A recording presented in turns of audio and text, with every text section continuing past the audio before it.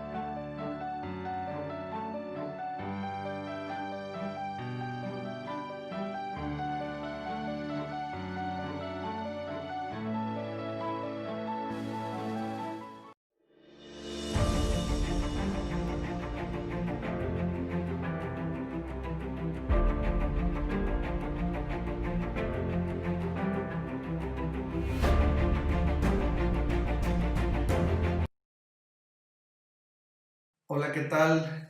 Buenas tardes y bienvenidos al primer congreso virtual de FMCOT.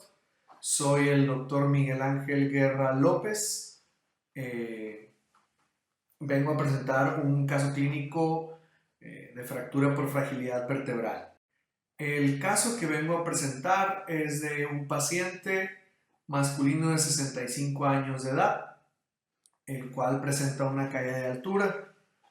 Como antecedentes de importancia, este paciente pues es un paciente alcohólico, es fumador de 3 cajetillas diarias, es un paciente malnutrido y posterior a la caída que presentó, llegó a nosotros vía urgencias con una pérdida de fuerza 3 de 5 en cuádriceps derecho. Podemos observar en la diapositiva pues una resonancia magnética simple, definitivamente la fractura de la vértebra lumbar, donde vemos una fractura tipo split con una lesión hacia pues, el conducto medular, lo cual nos estaba dando una presentación neurológica. Se realizó un abordaje anterior debido a que, pues, dados los criterios de este tipo de pacientes, pues nos dio para hacer una vía anterior en donde se realizó una corporectomía y se aplicó, pues, obviamente una caja expandible y una fijación con placa lateral. Aquí podemos observar en la tomografía en el corte coronal pues como Vaya, pues la caja expandible está en buen contacto con ambos cuerpos, y aunque pues se hizo un poco de subsidencia, el paciente pues en este momento no presentaba molestia ni dolor. Aquí podemos observar el corte sagital y de nuevo podemos observar el corte coronal, en donde podemos observar que pues, realmente no hay un pull out muy importante de los tornillos en lo absoluto, pero el paciente acude con nosotros 3 meses después debido a que empieza a presentar dolor. Podemos observar un poco más de suciedad de la caja y un pull out de los tornillos superiores. También podemos observar la inversión de la lordosis lumbar, lo cual pues tenía al paciente pues bastante lastimado. Y si se fijan, pues realmente las radiografías pues se realizaron sentados, ya que el paciente pues no podía tener una bipedestación completa, motivo por lo cual se decide complementar la instrumentación anterior con una instrumentación posterior. Aquí podemos observar pues el tratamiento que se le dio. Se decidió utilizar pues reforzamiento con alambre, tanto en la parte proximal como en la parte distal de la instrumentación. Se utilizaron también tornillos con cemento para realizar una aumentación, en donde pues el paciente posterior a esta intervención quirúrgica pues ya no ha presentado molestias ni dolor, ¿no? Definitivamente este es un caso complicado, ya que desde un principio pues no era una fractura fácil de tratar debido a las características biomecánicas que tenía, motivo por lo cual pues se optó por este tipo de tratamiento. Agradezco mucho a FEMECOT por haberme invitado a hacer una presentación de un caso clínico a este congreso, y pues realmente ahorita se realizará pues la plática, más bien la discusión de este caso. Muchísimas gracias.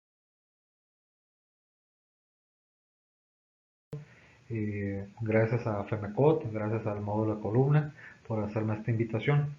El día de hoy el tema a tratar se llama fracturas por fragilidad ósea y comenzamos. Las fracturas por fragilidad ósea dentro del contexto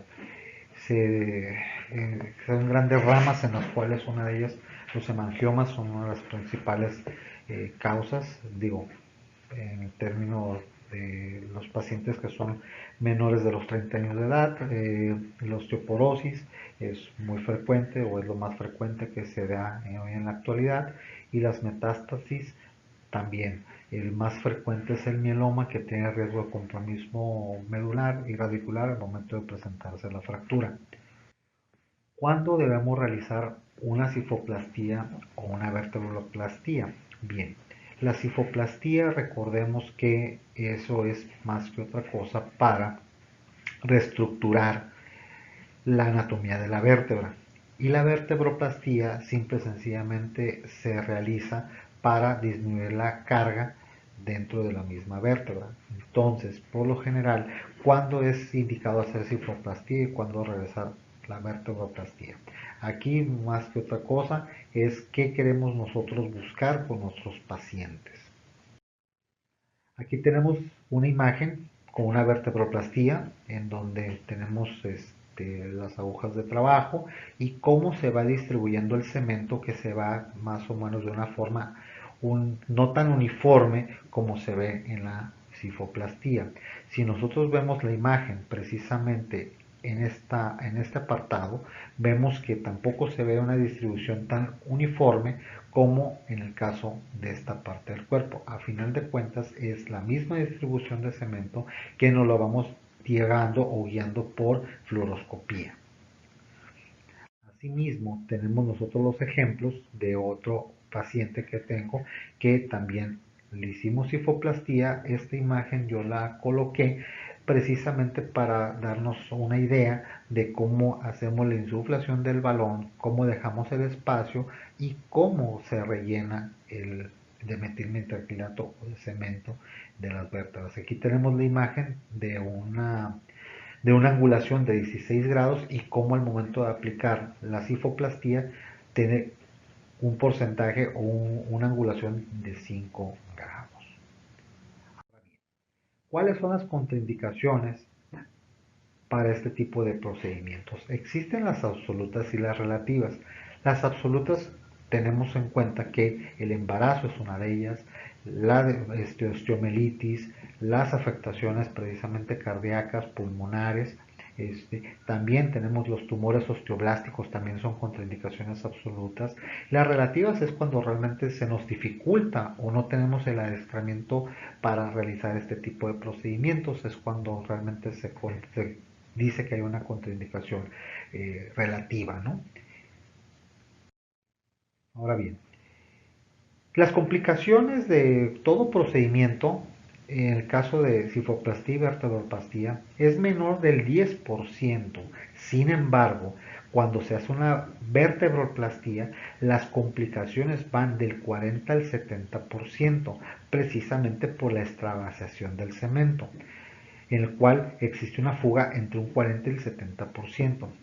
A diferencia de las cifoplastías, que es el 20%, ¿sí? También tenemos complicaciones como son los sangrados, hay infección, puede existir una lesión radicular, también hay reacciones alérgicas y también pueden existir alteraciones cardíacas y respiratorias.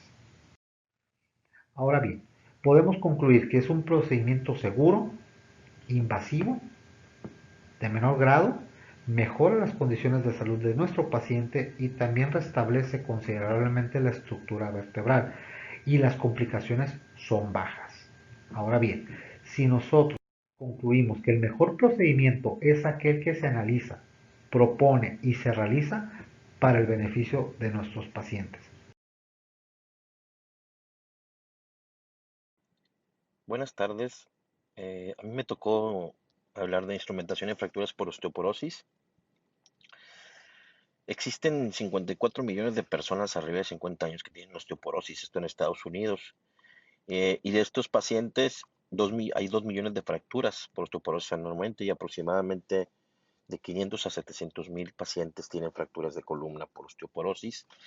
La gran mayoría de las fracturas por osteoporosis en columna sintomáticas se tratan de manera conservadora y un pequeño grupo de pacientes van a presentar compromiso del canal espinal con déficit neurológico o dolor o deformidad que necesitará una intervención quirúrgica más extensa y que requieren instrumentación de la columna.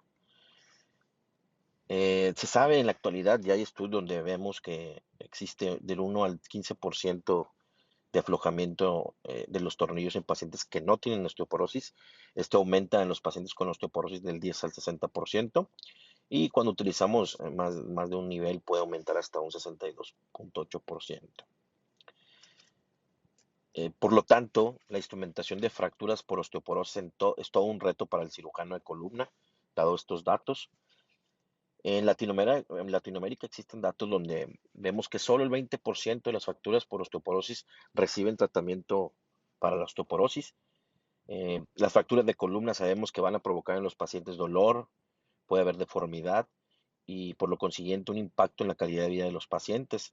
Es por eso que tenemos 3 aspectos a evaluar cuando tratamos un paciente con una fractura de columna por osteoporosis.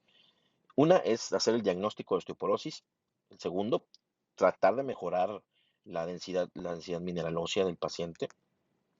El tercero es el manejo de las complicaciones cuando ya tenemos un paciente que va a una cirugía, durante la cirugía. Algo importante de mencionar es que el tratamiento de la osteoporosis es multidisciplinario, por lo que también en ocasiones tenemos que referir al paciente a, a otro especialista, en este caso el endocrinólogo. Y por lo tanto, nunca olvidar el tratamiento farmacológico de estos pacientes. Es importante que todos tengan tratamiento farmacológico, independientemente de la cirugía de columna. Este estudio me pareció muy interesante en 2009 en el Global Spine Journal, donde hicieron una encuesta a ortopedistas y neurocirujanos que se dedican a la columna aquí en Latinoamérica y fueron un total de 349 cirujanos, hicieron 16 preguntas acerca del tratamiento de sus pacientes con fracturas de osteoporosis y hay unos números muy interesantes donde solo el 19.6 realizaba un diagnóstico para osteoporosis. Este porcentaje aumentaba a 75% en caso con factores de riesgo y los estudios que se tomaron o que tomaban para el diagnóstico eran en el 66.4 de densitometría y el 67% tomaba también caso sérico y el 59% vitamina D. El 81% de los médicos o cirujanos de columna lo refería a otras especialidades. La mitad eran endocrinólogo, otros especialistas que se referían eran el geriatra o el reumatólogo. Eh, 268 doctores o cirujanos daban algún tratamiento ya para el tratamiento de la osteoporosis, entre ellos el calcio, vitamina D, bifonatos, más o menos en el mismo porcentaje, de 73 a 74%. La teriparatida, el 29% de los cirujanos la recetaba y en el 16% el denosumab y menos porcentaje el relosifeno, el 19%.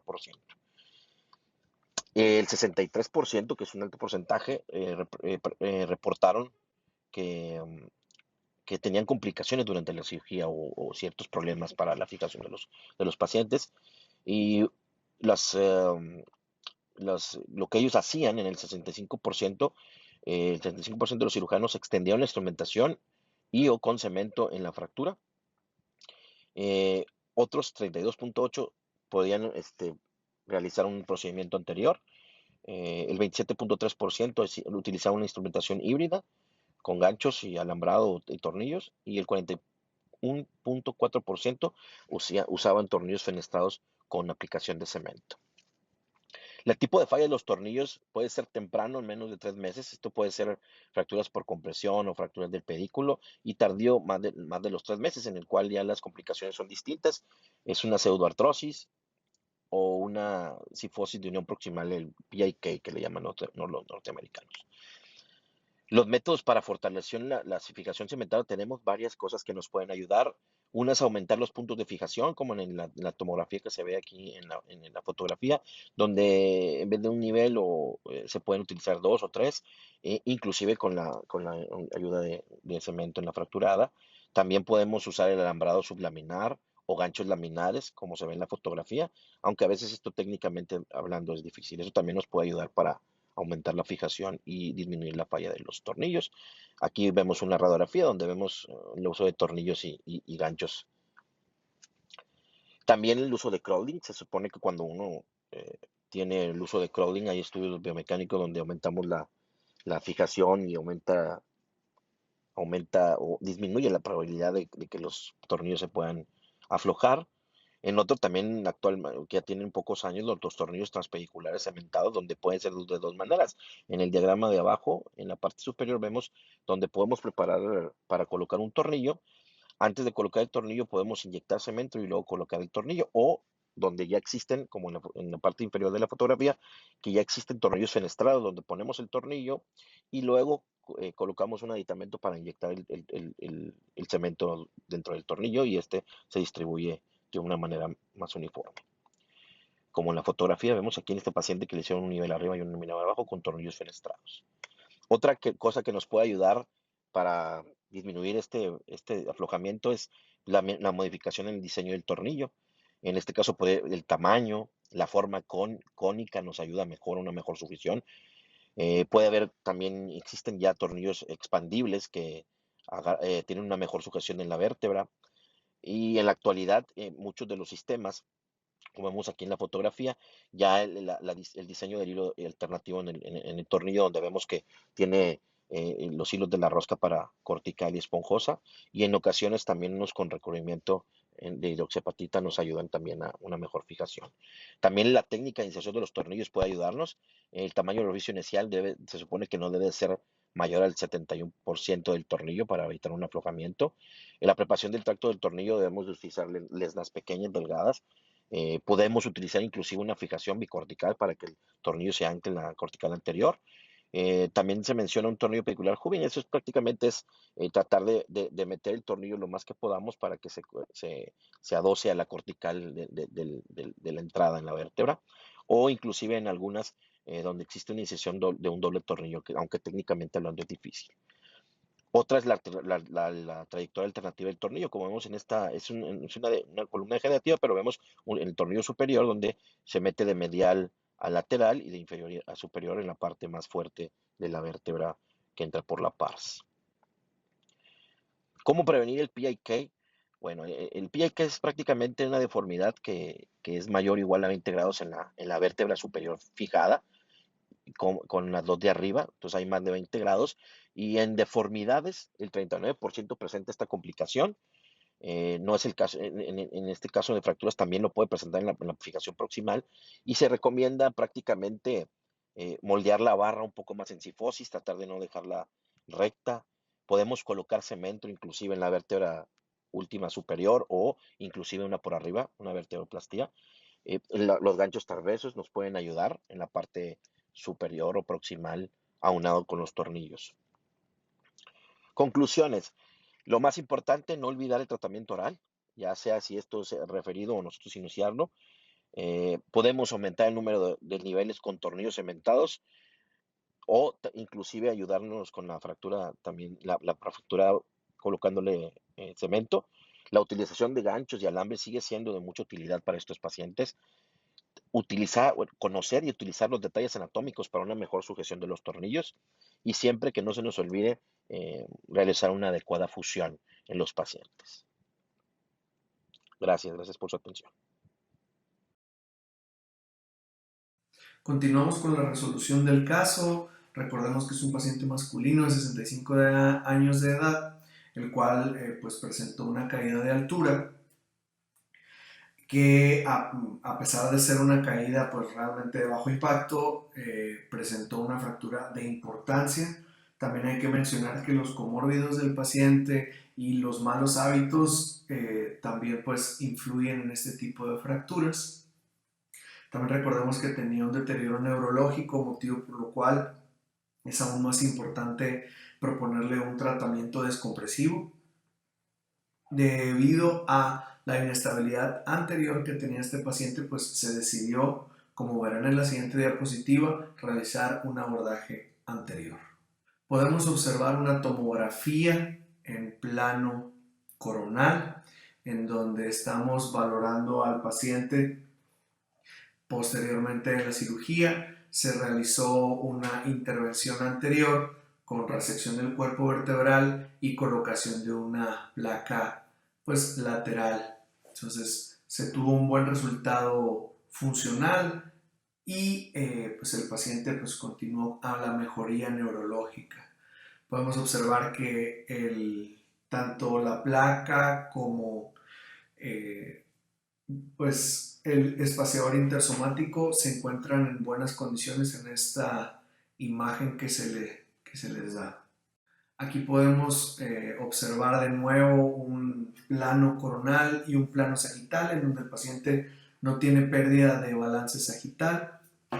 Pues es un paciente que, a pesar de que tiene pues malas condiciones óseas, lo cual se demostró en la cirugía, ha estado en buenas condiciones. El paciente pues está en vías de fusión en esta tomografía. Definitivamente creemos que había sido un buen tratamiento, no había tenido ningún otro problema, y también pensamos que no era necesario realizar ninguna instrumentación posterior al momento que se vio al paciente.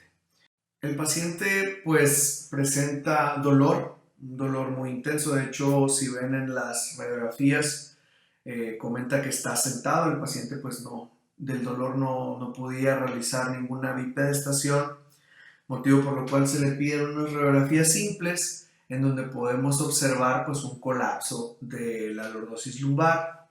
No hay aflojamiento aparente tanto de tornillos como del espaciador intersomático lumbar, pero sí podemos observar subsidencia tanto en la parte superior como en la parte inferior, que ya lo habíamos observado en la tomografía previa, pero aquí el paciente pues lo que empezó a pasar es que comenzó con dolor, muchísima molestia, y aquí fue donde pues se decidió agregarle un poco más de tratamiento al paciente, debido a que el tratamiento dado inicialmente pues fue un poco insuficiente.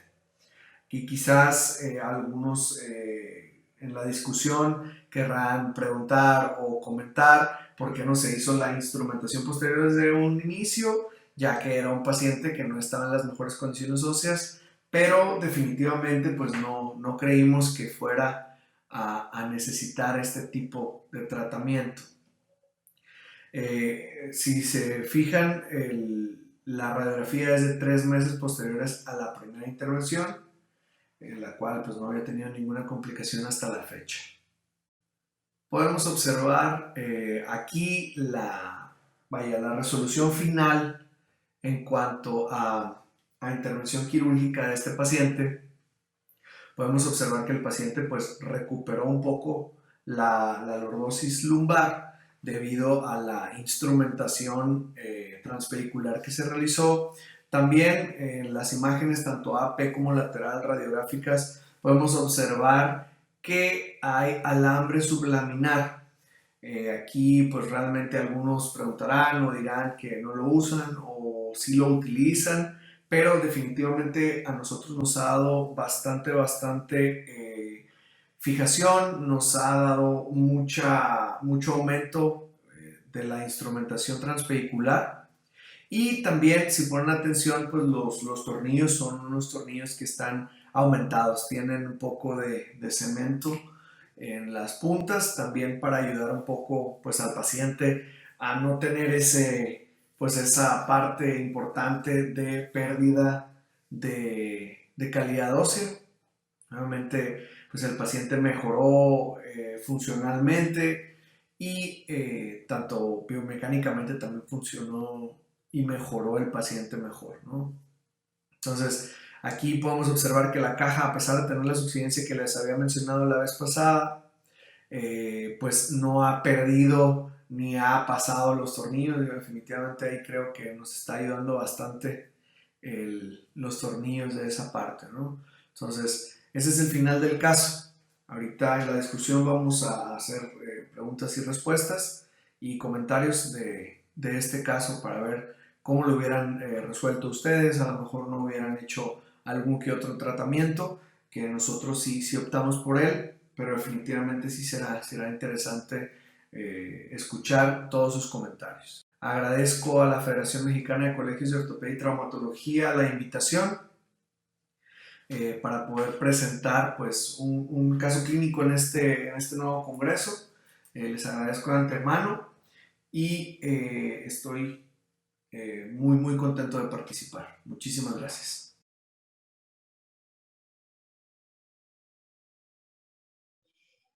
Hola. Miguel, ¿cómo estás? Arturo, ¿cómo estás? Buenas tardes a todos. Buenas tardes a todos.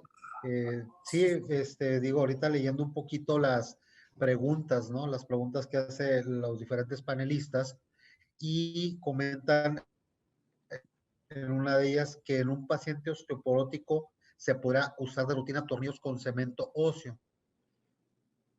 Sí, doctor. Yo creo que la pregunta va a ser un poquito para ti, Arturo. Sí, claro. Preguntan, sí lo estaba leyendo de inicio, si en un paciente con fractura por osteoporosis de inicio usaríamos tornillos cementados. Hay que diferenciar porque también para contestar una que estaba ahí una pregunta antes, que si era un reto o que decía un reto o una imprudencia.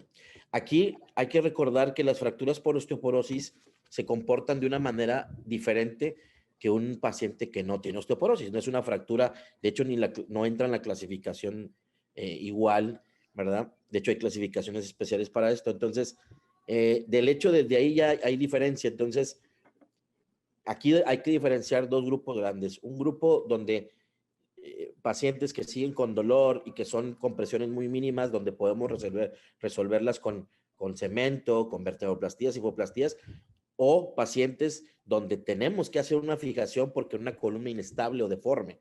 Entonces, son dos cosas muy distintas. Entonces, en ocasiones tenemos que instrumentar al paciente aunque no nos guste. Entonces, claro, ese es el reto, ese es el reto de que hablaba yo, que a final de cuentas hay pacientes que tenemos que hacer una fijación y ese es el reto porque sabemos que tenemos las complicaciones de aflojamiento. Entonces, claro, todo lo que mencioné yo son ayudas para tratar de disminuir un poco estas complicaciones, esta complejidad, porque es difícil instrumentar a un paciente con osteoporosis. Todos hemos tenido pacientes con osteoporosis que pues, como los que queremos, vea una compresión pequeña, le duele, le hacemos una cifoplastía, una vertebroplastia y el paciente está muy bien. Pero va a tocar pacientes que el cuerpo está muy destruido, que hay una luxación de las facetas, que hay una compresión del canal y tenemos que hacer una cirugía. Entonces, la pregunta contestada, entonces no es una imprudencia, es un reto cuando tenemos que instrumentar. En cuestión de los tornillos con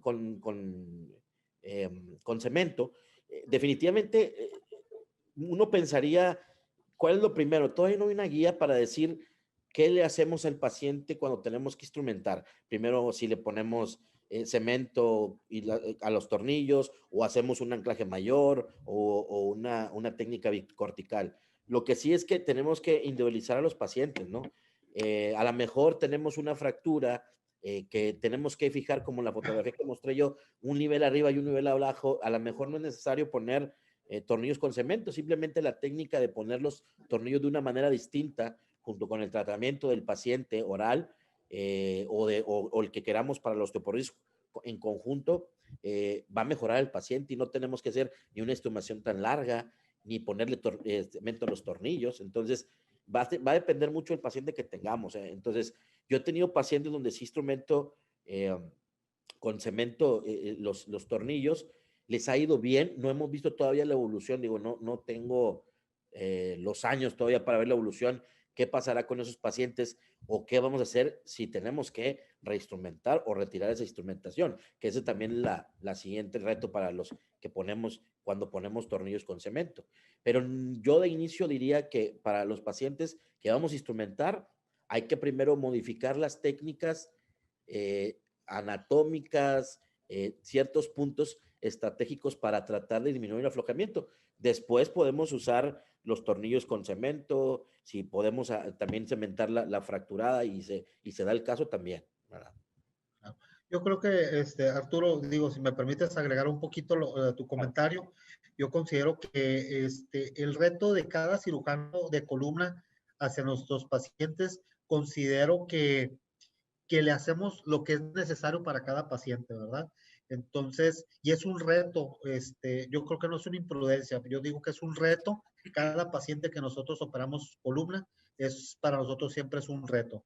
Entonces, en la cuestión digamos, de las preguntas que nos hacen, definitivamente yo creo que el que opera cadera, el que opera rodilla, el que opera otras partes del cuerpo, son retos, definitivamente, y cada paciente es diferente.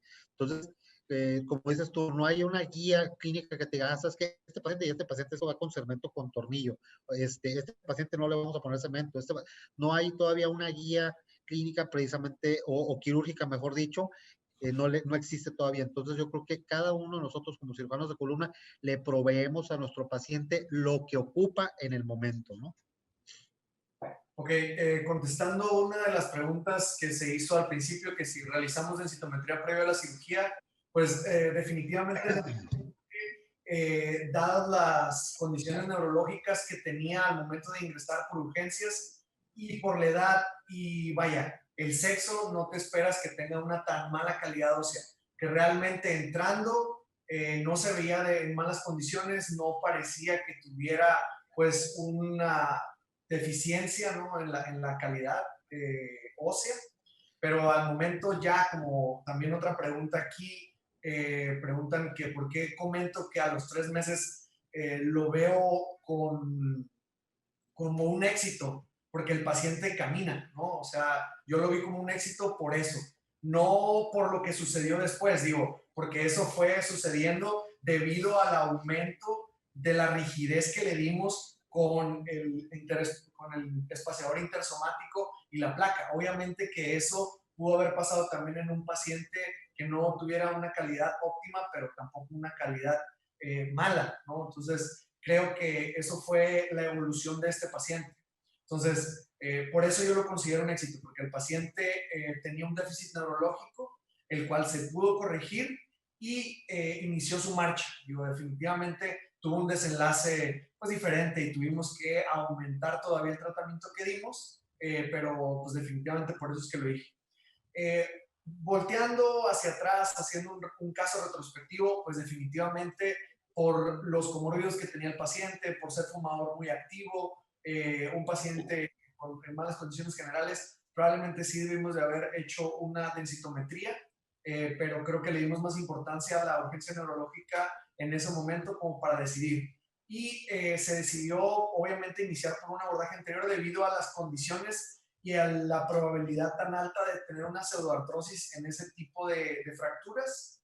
Entonces, dadas pues vaya, los scores y todo que está presente al decidir, aunque no es un paciente, como dice el doctor Rodríguez, igual que los demás, porque es un reto echarte ese paciente al hombro y decir, bueno, aunque tenga una mala calidad de hueso, yo me voy a animar a hacerlo porque hay veces que no puedes sacarle la vuelta a la instrumentación.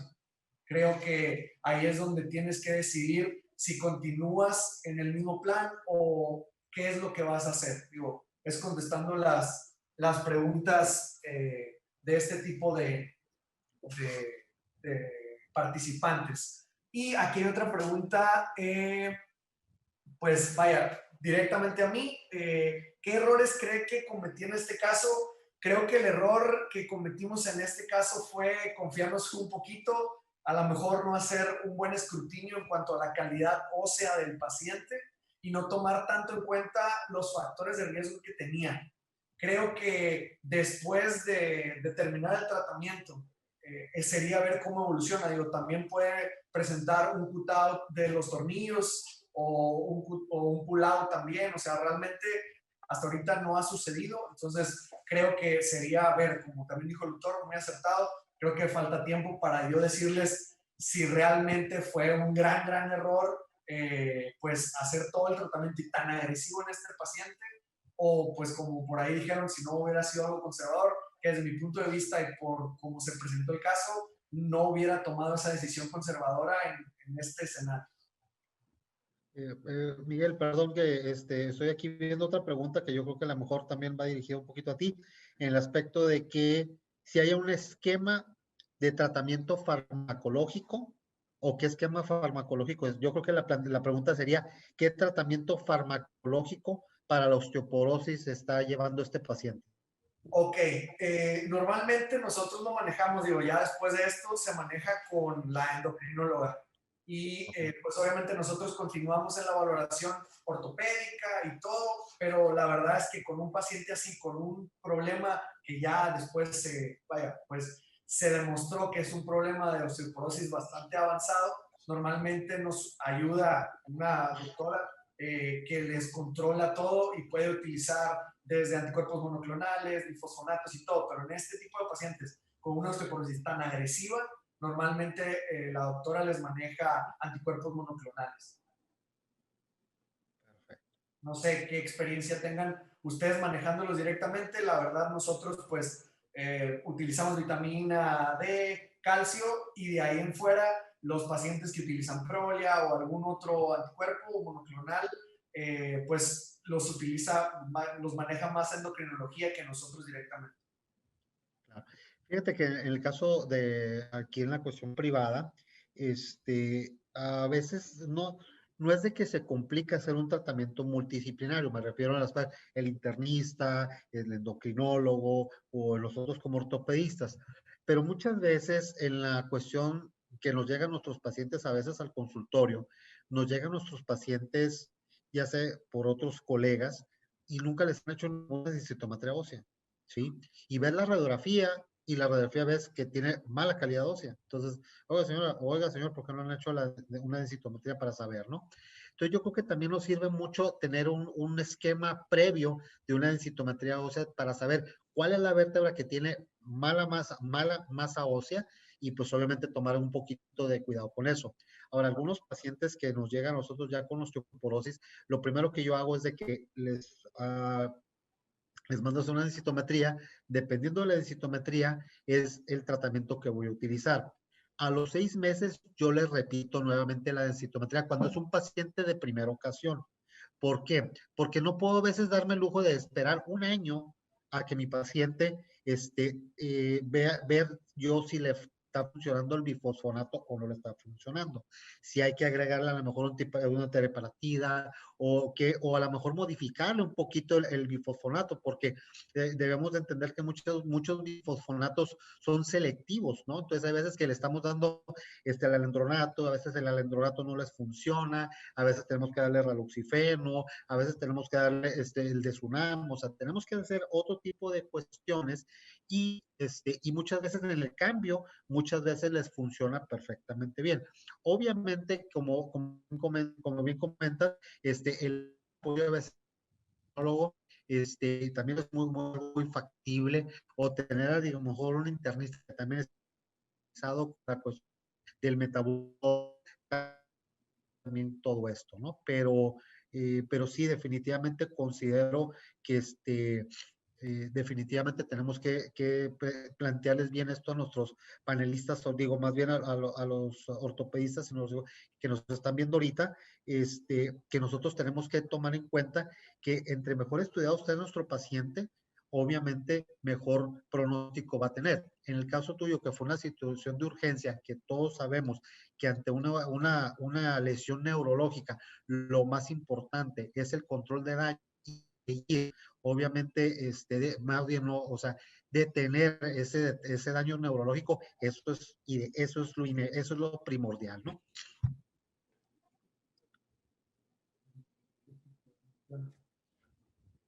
Arturo, ¿tenés algo que...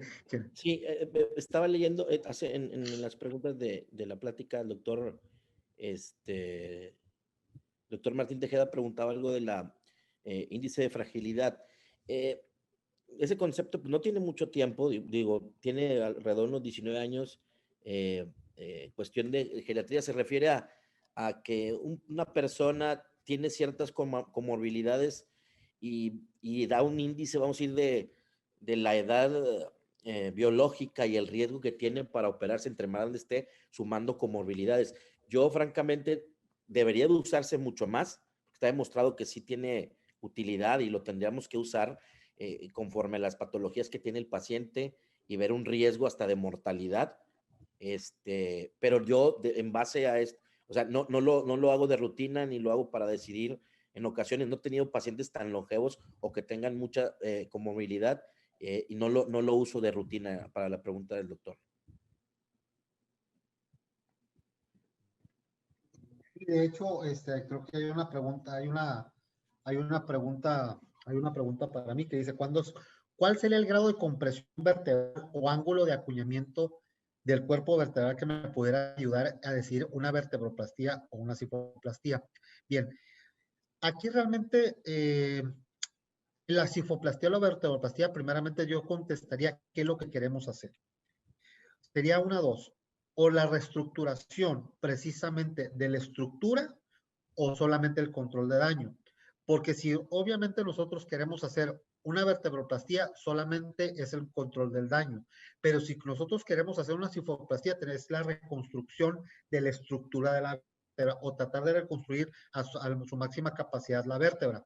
Ese es uno. Dos, el grado de acuñamiento. El grado de acuñamiento también va a depender mucho de una afectación neurológica que podemos tener con nuestro paciente, que sin embargo debemos de recordar que si nosotros vemos una vértebra acuñada de mayor del 25 grados, obviamente estamos nosotros ante una evidencia que tenemos que ofrecerle algo.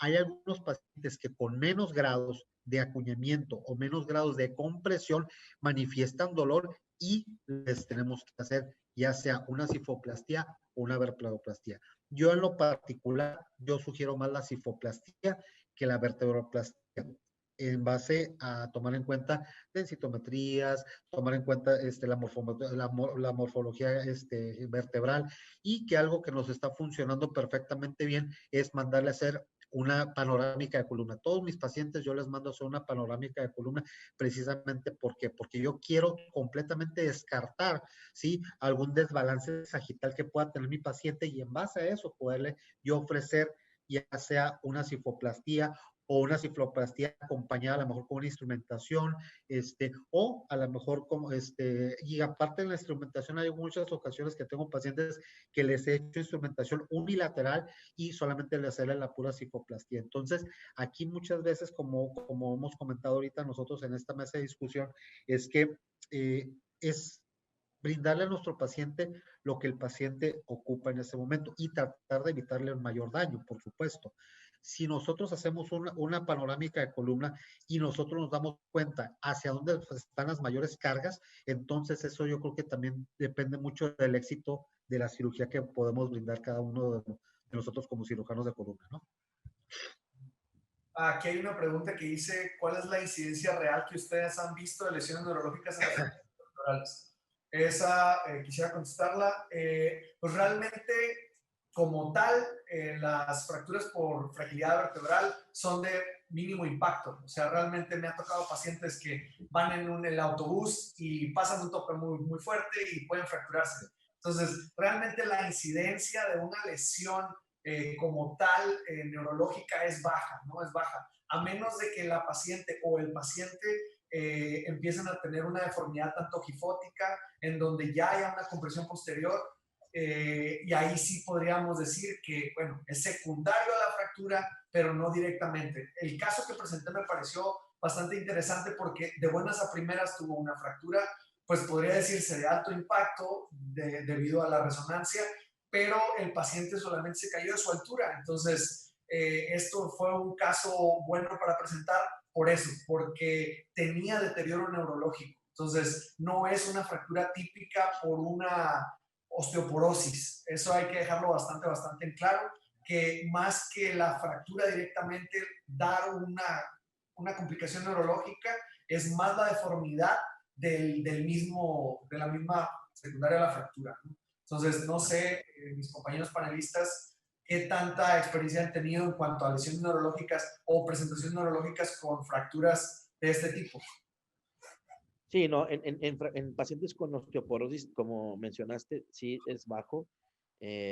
Yo que estoy, vamos a ir en un centro de referencia de trauma y que vemos fracturas por osteoporosis, es relativamente bajo. Yo creo que andamos entre el 1%, menos del 1% de fracturas por osteoporosis que llegan con un déficit neurológico. La verdad sí es bajo, no es muy alto, afortunadamente. Y aparte yo considero que ya cuando vienen con una cuestión neurológica, Miguel, yo considero que no nomás estamos hablando de un solo espacio, pues estamos hablando de ya otros niveles, ¿no? O sea, ya recordemos que una de las principales incidencias de la fractura por impacto es en L1, ¿no? Entonces, sin embargo, muchas veces te dicen, ¿sabes qué? Me dio un dolorcito, ¿sí? Y punto. Y el paciente, pero se me quitó.